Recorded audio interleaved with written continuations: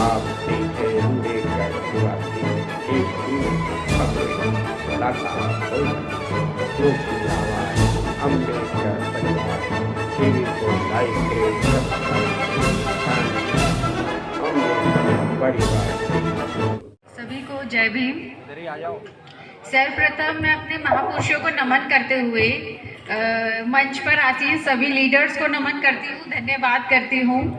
Actually ये वो लोग बैठे हैं मंच पर जिनसे मिलने के लिए अपॉइंटमेंट लेना पड़ता है, लेकिन ये लोग अपना समाज की समस्या को देखते हुए आप लोगों के बीच स्वयं आए हैं।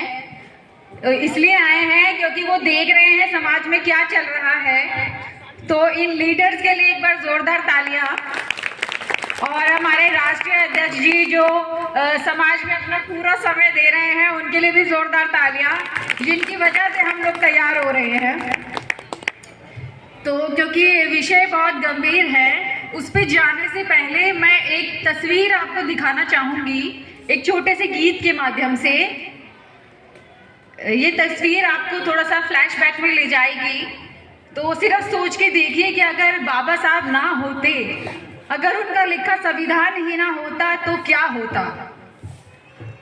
कि भारत में अगर भीम जो आया नहीं होता, इस देश पे गर जान लुटाया नहीं होता।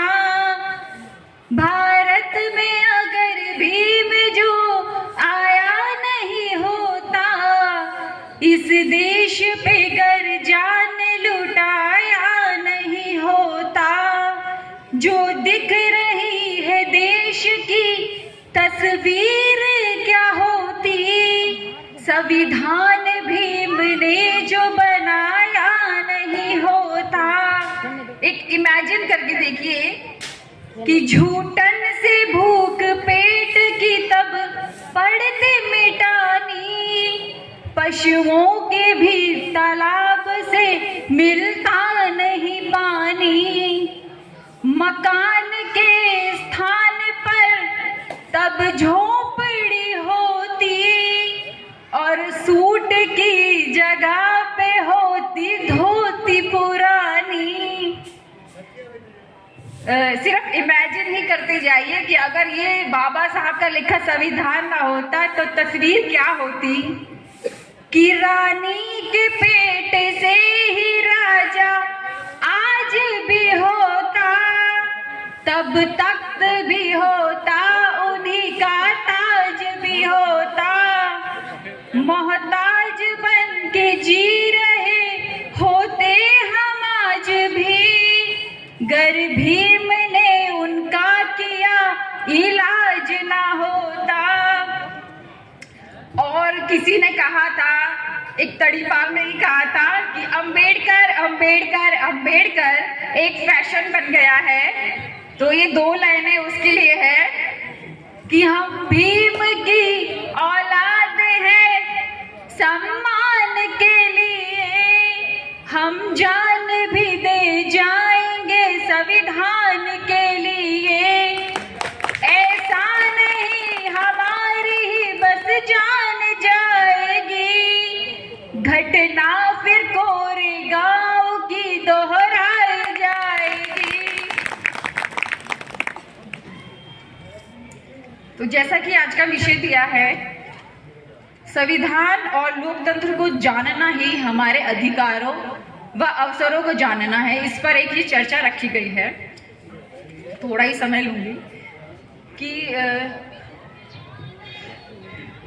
आजादी का आंदोलन, ये जो आजादी का आंदोलन है, देश की आजादी के आंदोलन का जो हम श्रेय देते हैं वो हम महात्मा गांधी जी को देते हैं, लेकिन उस आजादी को जन जन तक पहुंचाने का श्रेय, उस आजादी को SC ST OBC तक पहुंचाने का श्रेय, उस आजादी को महिलाओं तक पहुंचाने का श्रेय हम बाबा साहब अम्बेडकर को देंगे। आज हम लोगों के पास संविधान है, लेकिन उसके बावजूद भी हमारे पास कोई हक और अधिकार हमें पूर्ण रूप से नहीं मिल रहे हैं। क्या आपने सोचा कि क्यों नहीं मिल रहे हैं?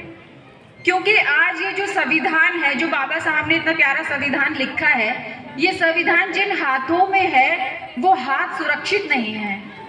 वो लोग क्रिमिनल टाइप के लोग हैं जो बैठे हुए हैं, तो जो खुद ही नियमों की धज्जियां उड़ा रहे हैं, वो आपके लिए कुछ अच्छा क्यों सोचेंगे? आप ऐसा सोच के क्यों बैठे हो कि वो लोग हमारे लिए अच्छा सोचेंगे? हाँ, जैसे कि मैं आपको बताऊं कि जैसे जब पावर्स आती है, जैसे हमारे पास शक्तियां होती हैं, तो जब वो शक्तियां किसी गलत हाथों में चली जाती हैं तो उन शक्तियों का भी मिसयूज होता है, जो कि आजकल बीजेपी सरकार कर रही है कि किसी पर सीडी की मार कर रही है, किसी पर हिंदू मुस्लिम की मार कर रही है, तो किसी पर शिक्षा की मार कर रही है, शिक्षा को बहुत महंगा कर दिया गया है, किसी पर स्वास्थ्य की मार के स्वास्थ्य को भी महंगा कर दिया गया है, तो किसी पर मंदिर की मार से मतलब है कि जैसे अभी राम मंदिर जब बनाया गया था तो कितने लोगों के घर उजाड़े गए थे, तोड़े गए थे उस मंदिर को बनाने के लिए। तो आप सोच के देखो कि अगर ये सरकार सही होती, इतनी अच्छी होती सरकार, तो क्या भारत शिक्षा के क्षेत्र में आज पीछे होता? अगर ये सरकार इतनी ही अच्छी होती तो क्या मणिपुर में ऐसा हादसा होता? अगर ये सरकार इतनी ही अच्छी होती तो मनीषा हत्याकांड होता? अगर ये सरकार इतनी ही अच्छी होती, जैसा कि आजकल प्रचार में बता रहे हैं बीजेपी बहुत अच्छी है, तो ऐसा अगर ये सरकार अगर इतनी अच्छी होती तो क्या पहलवान बेटियों का अपमान होता?